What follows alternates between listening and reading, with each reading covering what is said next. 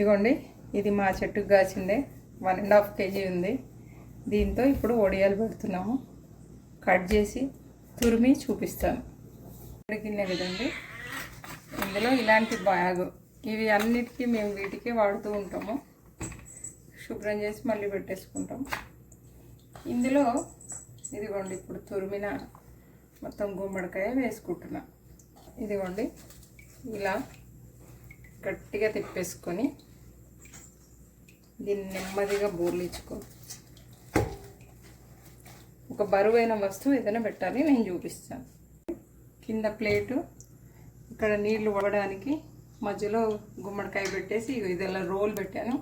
ఇలా ఇదంతా ఉంచేయాలి రాత్రంతా.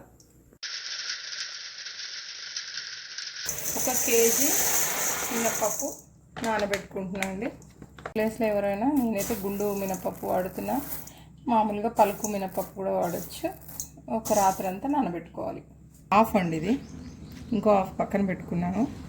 ఇది ఫస్ట్ హాఫ్ వేస్తున్నాను, ఒక 2 దఫాలు అవుతుంది. గ్రైండర్లో వేసేసుకొని ఇవ్వండి. ఇప్పుడు గుమ్మడికాయ తీస్తున్నాను. మొత్తం నీరు పోయి ఇదిగోండి ఇలా. ఇప్పుడు ఇది మినపప్పులో వేసుకుంటున్నాను. జీలకర్ర పౌడర్ అండి ఇది. ఈ విధంగా ఉప్పు, శ్రీమాత్రే నమః, పసుపు కూడా వేస్తున్నాను.